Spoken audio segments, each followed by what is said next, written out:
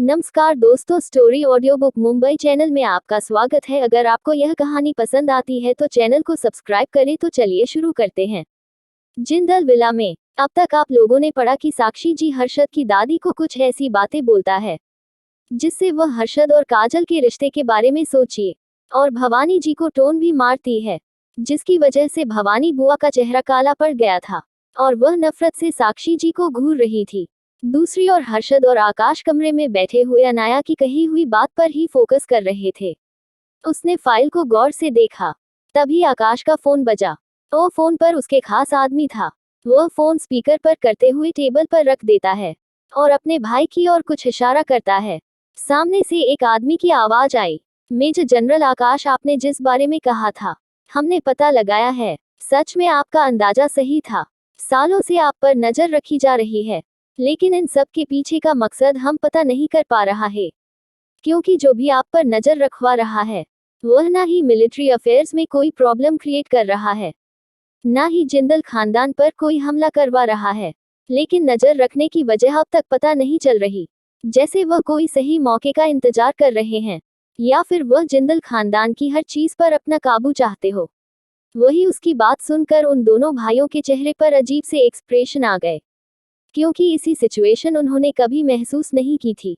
उन्हें समझ नहीं आ रहा था कि उन लोगों का मकसद क्या है, इतने सालों से नजर रखने का क्या मतलब है। और उन लोगों के अंदर हल्का सा डर भी बैठ रहा था कि उनकी हर हरकत पर नजर रखी जा रही थी और उन्हें पता तक नहीं चला। जाहिर सी बात है, वह लोग अपने काम में कितने माहिर होंगे, या फिर उन लोगों ने ही कुछ दुश्मनी पर कुछ ज्यादा ही यकीन कर लिया था। वह अपने आदमी को स्ट्रिक्ट ऑर्डर देते हुए बोला, जिस भी इंसान पर शक हो उसे ठिकाने लगा दो, उनमें से किसी को भी मत छोड़ना। हो सके इतने लोगों को हटा दो। वह हम पर नजर रख रहे हो या फिर मेरे पिता और चाचा पर नजर रख रहे हो, हर किसी को निकालना शुरू कर दो। लेकिन ध्यान रखना, दुश्मन को किसी भी तरह से शक नहीं होना चाहिए।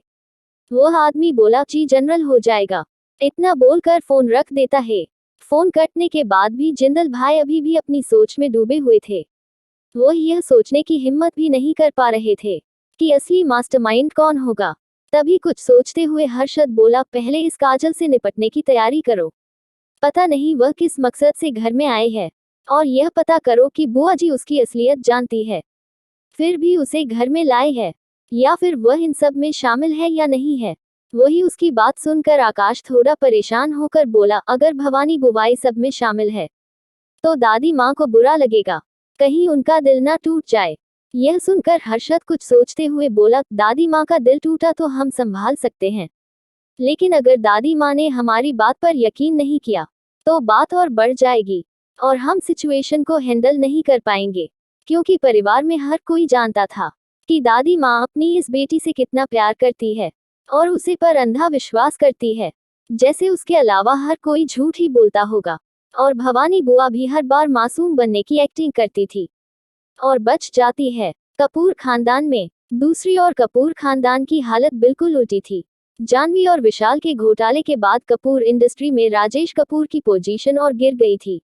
अब तो शेयर होल्डर उसे बिल्कुल भी बर्दाश्त नहीं कर पाते थे, और जो शेयर होल्डर उसके साइड थे वह भी पीछे हट चुके थे। ऊपर से जानवी की पोजीशन भी खतरे में थी। उसे कोई फिल्म या कोई भी कॉन्ट्रैक्ट मिल नहीं रहा था। इंडस्ट्री में अब हर जगह उसका नाम बदनाम हो चुका था।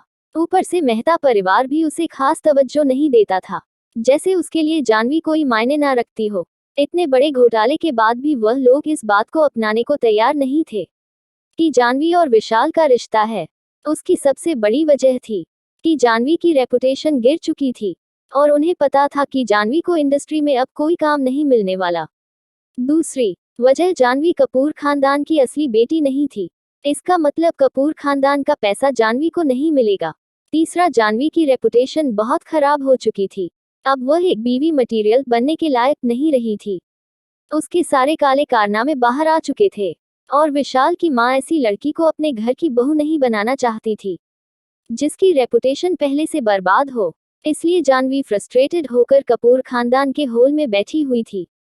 तभी रवीना कपूर अपनी बेटी को दिलासा देते हुए गुस्से में बोली, तुम चिंता मत करो बेटा, एक बार वह घटिया लड़की हमें मिल जाए उसके बाद में सब कुछ ठीक कर दूंगी।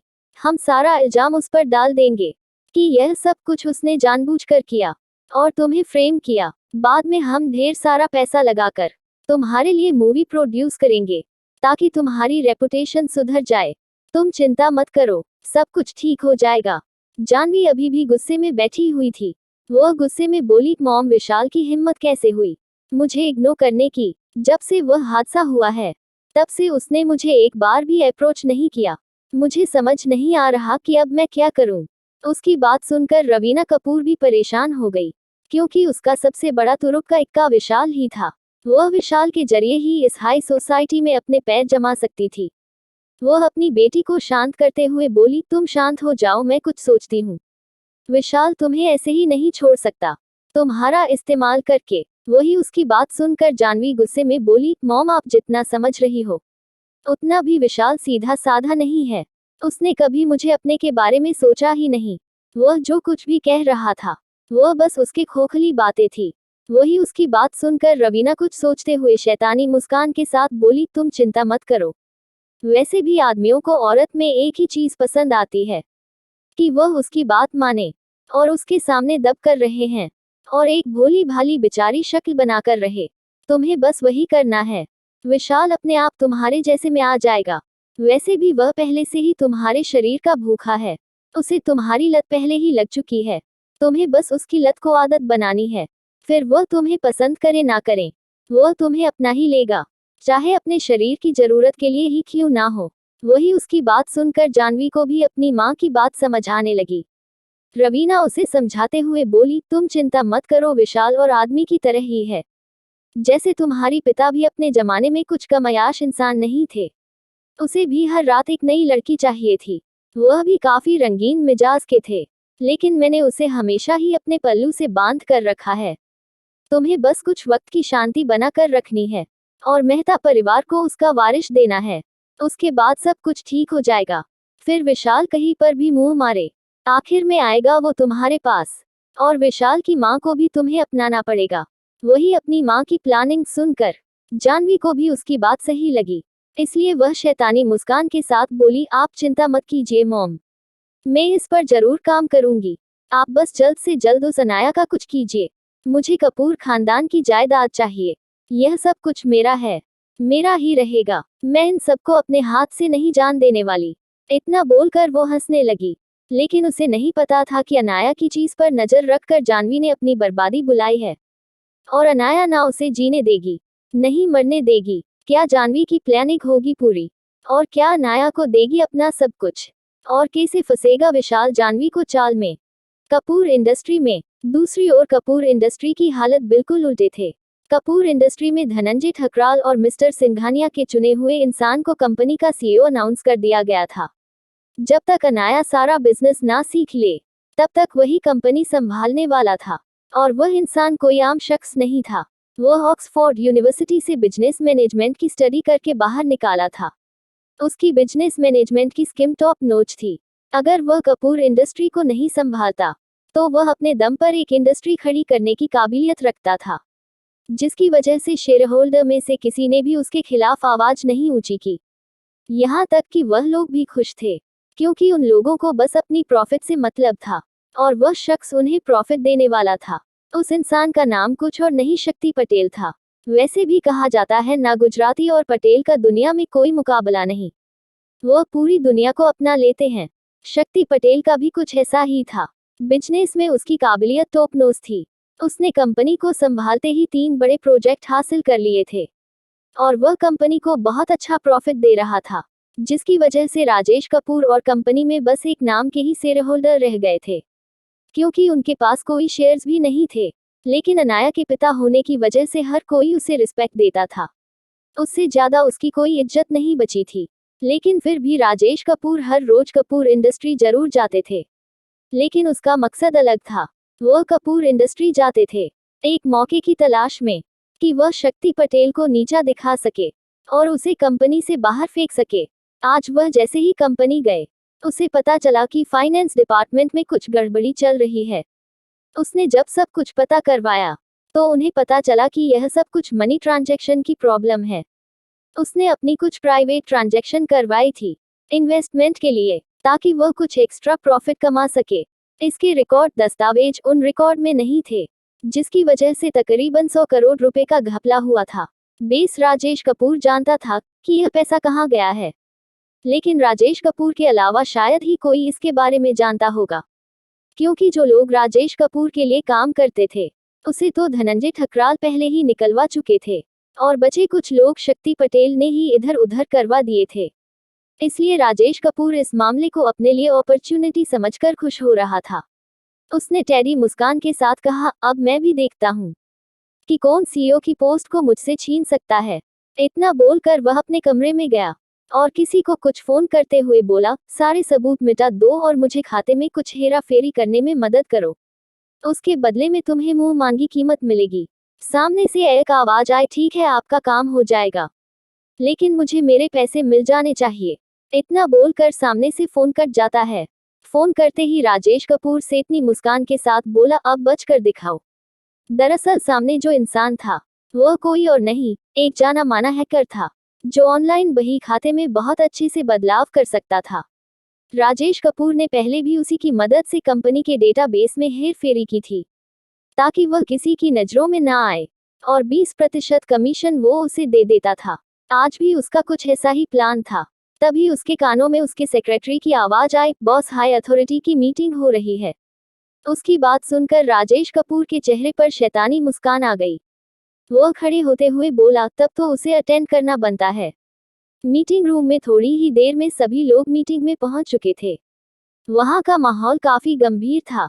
कपूर इंडस्ट्री जैसे छोटी सी कंपनी के लिए 100 करोड़ रुपए कोई बड़ी बात नहीं थी। इसीलिए जैसे ही मीटिंग शुरू हुई, कुछ शेयर होल्डर और कुछ बड़े अधिकारी शक्ति कपूर की ओर देखकर इल्जाम लगाने लगे, तुमने 100 करोड़ रुपए का क्या किया है? वो हमारी बही खाते में नजर क्यों नहीं आ रहे? शक्ति पटेल उसे देखते हुए बोला, इसमें गलती मेरी नहीं है। आप देख सकते हैं, यह मेरी कंपनी ज्वाइन करने से पहले ही गायब थे। बस बही खाते में इसकी एंट्री नहीं थी। अगर मैं इन पैसों का ट्रांजैक्शन किया होता तो इसका कहीं तो रिकॉर्ड होता। इतना बोलकर वह कुछ कागज उन सबको दिखाने लगा। उसके बाद वह गंभीर होकर वहां बैठे हुए राजेश कपूर से बोला, इस बारे में जानने के लिए तो आपको मेरे पहले रह चुके सीईओ से बात करनी चाहिए। उन्हें जरूर पता होगा कि इन पैसों का क्या हुआ। वही बाकी सबको भी उन सभी कागज को देखकर यकीन हो गया। इसीलिए हर कोई राजेश कपूर की ओर देखने लगा। राजेश कपूर पहले से तैयार होकर आया था। वह टेडी मुस्कान के साथ बोला, अपने किए हुए फ्रॉड का इल्जाम मुझ पर लगाना बंद करो। जाहिर सी बात है, पैसा देखकर तुम में लालच आ गई और तुमने ही पैसा निकाला है। वही यह सुनकर शक्ति पटेल की मुठिया कस गई। वह एक ईमानदार इंसान था। अगर वह बेईमानी करना चाहता तो बहुत पहले ही कर चुका होता, और जितना उसकी दिमाग है और जितनी उसकी काबिलियत है, वह बेईमानी से अब तक इसी 10 कपूर इंडस्ट्री खड़ी कर चुका होता। लेकिन उसे बेईमानी करना पसंद नहीं था। कहते ही न, जिंदगी में जितना सीधा चलेंगे, दुनिया भी आपके लिए इतनी सीधी होगी। अगर आप गलत रास्ता चुनोगे तो आपका किया हुआ गलत आगे चलकर आपको वापस जरूर मिलेगा। इसीलिए वह गलत करने में विश्वास नहीं रखता था, और आज राजेश कपूर उसकी ईमानदारी पर सवाल उठाया था। वह गुस्से में बोला, बकवास करना बंद करो। मैंने कोई बेईमानी नहीं की, और अगर मुझे बेईमानी करनी होती तो इतनी खुलम नहीं करता कि सबको पता चल जाता। वही उसकी बात सुनकर राजेश कपूर उसे घूरते हुए बोला, लेकिन मेरे पास सबूत है। इतना बोल कर वह अपने सेक्रेटरी को कुछ इशारा करता है तो सेक्रेटरी सामने खड़ा प्रोजेक्ट शुरू कर देता है, जिसमें ऑनलाइन ट्रांजैक्शन की कुछ जानकारी थी। यहाँ तक कि उसमें वहां के अकाउंट डिपार्टमेंट कुछ स्लिप भी थी, जिसमें वहां के अकाउंट की जानकारी नजर आ रही थी। सब कुछ देखते हुए वहां बैठे लोगों की आंखें गुस्से से लाल हो गई, क्योंकि वहां बेटा हर इंसान बिजनेस की फील्ड में अच्छा था। उन सबको एक नजर देखकर ही पता चल गया कि इन सब के पीछे शक्ति पटेल का हाथ है। हर कोई शक्ति पटेल को गुस्से में देख रहा था। तभी एक शेयर होल्डर बोला, आपसे यह उम्मीद नहीं थी। आपको धनंजय ठकराल और मिस्टर सिंघानिया ने खुद अपॉइंट किया था, इसलिए हमने आपको यकीन किया था। शक्ति पटेल से सब कुछ देखकर समझ चुका था कि यह सारी साजिश राजेश कपूर की है। वो सबको देखते हुए बोला, यह सारे डॉक्यूमेंट नकली है। यह सुनकर एक और शेयर होल्डर बोला, क्या आपके पास इसका कोई सबूत है? आप बस खुद को बचाने की कोशिश कर रही है। तभी शक्ति पटेल सबकी ओर देखकर बोला, वैसे अभी मेरे पास कोई सबूत नहीं है, लेकिन मैं सबूत इकट्ठा करने की कोशिश जरूर करूंगा। बस मुझे कुछ वक्त दीजिए। तभी राजेश कपूर बोल पड़ा, तुम्हें वक्त दे ताकि तुम यहाँ से फरार हो जाओ। फिर साफ भरी नजर से उसे देखकर बोला, बिल्कुल नहीं। तुमने क्या यहाँ बैठे सबको बेवकूफ समझा है? जो तुम ऐसी बातें कर रहे हो। वही उसकी बात सुनकर बाकी सबको भी यकीन हो गया, इसलिए हर कोई उसके खिलाफ बोलने लगा और मीटिंग हॉल का माहौल बिगड़ गया। तभी मीटिंग हॉल का दरवाजा खुला और वहां 2 कदमों की आवाज सुनाई दी। कौन आया ही मीटिंग में? और क्या राजेश कपूर होगा अपनी चलने कमियां? कपूर इंडस्ट्री में। अब तक आपने पढ़ा कि कपूर इंडस्ट्री में कोई अनजान सख्त आता है और हर कोई शक्ति पटेल पर 100 करोड़ चुराने का इल्जाम लगा रहा था। जैसे ही किसी अनजान शख्स की मीटिंग में एंट्री होती है, हर कोई दरवाजे की ओर ही देखने लगते हैं। वहां खड़े इंसान को देखकर सबकी आंखें चमक जाती है, क्योंकि वहां कोई और नहीं अनाया खड़ी थी, जिसके साथ धनंजय ठकराल खड़े थे। उन्हें वहां देखकर राजेश कपूर के चेहरे पर टेढ़ी मुस्कान आ गई, क्योंकि उसके हिसाब से उसका प्लान फुल प्रूफ था और अब वह वापस कपूर इंडस्ट्री को हासिल कर लेगा। लेकिन अनाया के मिजाज बिल्कुल अलग थे। वो इस चूहे बिल्ली के खेल से थक चुकी थी। अब उसने सोच लिया था कि वह राजेश कपूर को एक ऐसा झटका देगी जिससे वह उसकी औकात याद रखें। जैसे ही अनाया वहां आती है, शक्ति पटेल अपनी जगह से खड़े होते हुए उसे ग्रिट करता है। उसके बाद वो धनंजय ठकराल को भी ग्रेट करता है। अनाया जो उन सब को देख रही थी, वो काफी स्टाइल से चलते हुए शक्ति कपूर की चेयर के पास जाती है और अपने पैर पर दूसरा पैर चढ़ाते हुए वहां बैठ जाती है। आज भी उसने ऊपर से नीचे तक काले कपड़े पहने हुए थे, जिसकी वजह से किसी ने उसका चेहरा नहीं देखा था, लेकिन उसका ऑरा आज भी इतना ही स्ट्रांग था। अनाया को वहां देखकर राजेश कपूर चापलूसी करते हुए बोला, अनाया बेटा, अच्छा हुआ तुम आ गई। तुम्हारे धनंजय अंकल को समझाओ, वह कितने गलत डिसीजन लेते हैं। इतना बोलकर वह कुछ कागज आगे करते हैं। अनाया अभी भी ऐसे ही बैठी थी। यह देखकर राजेश कपूर कुछ ना समझने की एक्टिंग करते हुए बोले, माफ करना बेटा, मुझे नहीं याद रहा कि तुम्हें इंग्लिश पढ़ना नहीं आता। यह मेरी गलती है, लाओ मैं तुम्हारे लिए पढ़ देता हूँ। यह सब उसने जानबूझकर कहा था, ताकि वहां बैठे लोग उसे अनपढ़ समझे और उसे कंपनी न दे। वही उसकी बात सुनकर अनाया सख्त आवाज में बोली, मिस्टर कपूर, इतना पोलाइट होने की जरूरत नहीं है।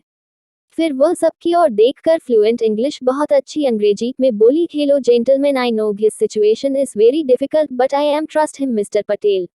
अफसर से मिलकर अच्छा लगा। मुझे पता है कि यह मामला काफी गंभीर है, लेकिन मुझे मिस्टर शक्ति पटेल पर यकीन है। कहीं उसे इतना फ्लुएंटली इंग्लिश बोलना देख राजेश कपूर की आंखें बड़ी हो गई। उसे नहीं लगा था कि अनाया एजुकेटेड है। वो कंफ्यूज होकर अनाया को देखकर बोला, तुम्हें इंग्लिश बोलना आता है? यह सुनकर धनंजय ठकराल उसे ऊपर से नीचे देखते हुए हंसने लगे और फिर मजाक उड़ाते हुए बोला, क्या मजाक है? तुम उसके बाप हो और तुम्हें यह तक नहीं पता कि उसकी बेटी को क्या आता है क्या नहीं आता है। फिर उसका मजाक उड़ाते हुए बोला, हमारी मैडम को 8 फॉरेन लैंग्वेज आती है और वह भी बहुत अच्छे से। तुमसे तो अच्छा मैं हूँ, जिसे तुमसे ज्यादा पता है। वही उसकी बात सुनकर शेयर होल्डर को भी राजेश कपूर पर कुछ शक होता है। वह काफी घिन भरी नजरों से उसे देखने लगते हैं। राजेश कपूर, जिसका बहुत मजाक बन चुका था, वह धनंजय ठकराल की ओर देखकर गुस्से में दांत पीसकर बोला, तुम्हें यहाँ सिर्फ मेरी बेटी की देखभाल के लिए रखा गया है, मेरा मजाक बनाने के लिए नहीं। भूलो मत, मैं अभी भी उसका बायोलॉजिकल फादर, जैविक पिता हूँ, इसलिए अपनी लिमिट क्रॉस मत करो। वही उसकी बात सुनकर अनाया अपनी नजरें छोटी करते हुए कड़क आवाज में बोली, मिस्टर कपूर, यह मीटिंग हॉल है, कोई बाजार नहीं, जहां हर कोई अपनी तरह से बकवास कर रहा है। यह सुनकर राजेश कपूर अपनी बेटी को देखकर बोला, इस शक्ति पटेल ने हमारा कितना नुकसान कर दिया है। इसे तुरंत यहाँ से बाहर निकाल दो और इसे कड़ी से कड़ी सजा मिलनी चाहिए, ताकि यह आगे चलकर कभी किसी के साथ बेईमानी ना कर सके। यह सुनकर वापस वही सवाल आ गया कि यह कंपनी कौन संभालेगा। तभी एक सेट होल्डर, जो राजेश कपूर की चापलूसी में अच्छा था, उसे लगा कि अगर वह राजेश कपूर को फेवर करेगा तो वो आगे चलकर उसको ज्यादा बेनिफिट देगा। इसलिए वह बोला, मुझे लगता है हमारी पुरानी सीईओ ही इस कंपनी के लिए सही थे।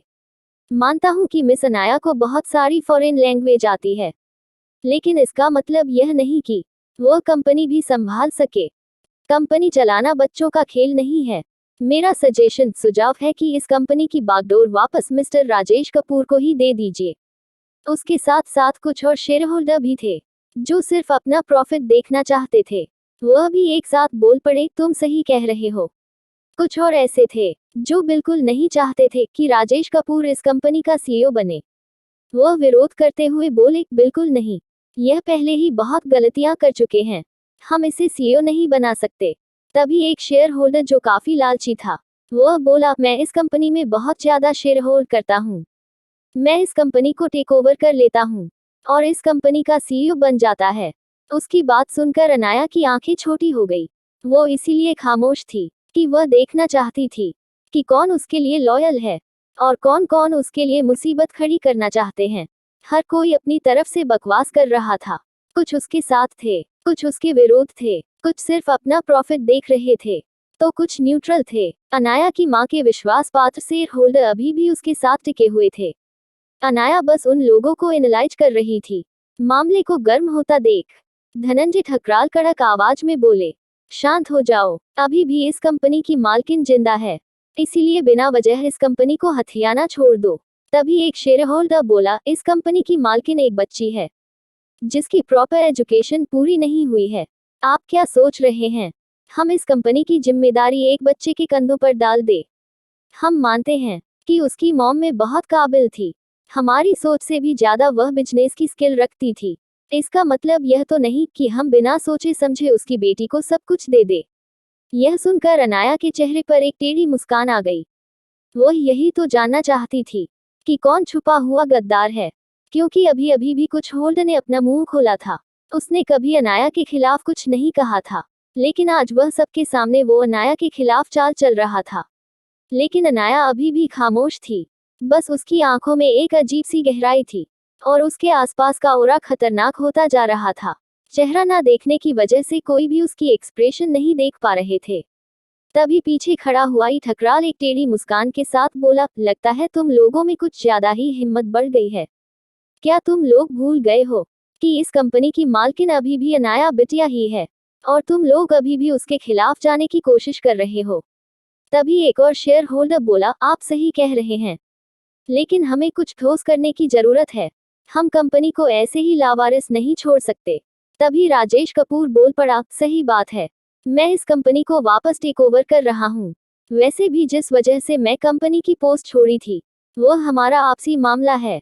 वैसे भी कपूर खानदान का मैं एक लोटा मर्द बच्चा हूँ और इस कंपनी को चलाने की काबिलियत सिर्फ मेरे पास है और किसी के पास नहीं, तो अब मैं ही इसे चलाऊंगा। मुझे नहीं लगता कि किसी को भी इससे कोई प्रॉब्लम होगी। क्या अनाया खो देगी अपनी कंपनी, और क्या राजेश कपूर चलेगा नई चाल, और क्या होगा अनाया का आगे का फैसला? अगर आपको अगला एपिसोड चाहिए तो लाइक करें, कमेंट करें और चैनल को सब्सक्राइब करें।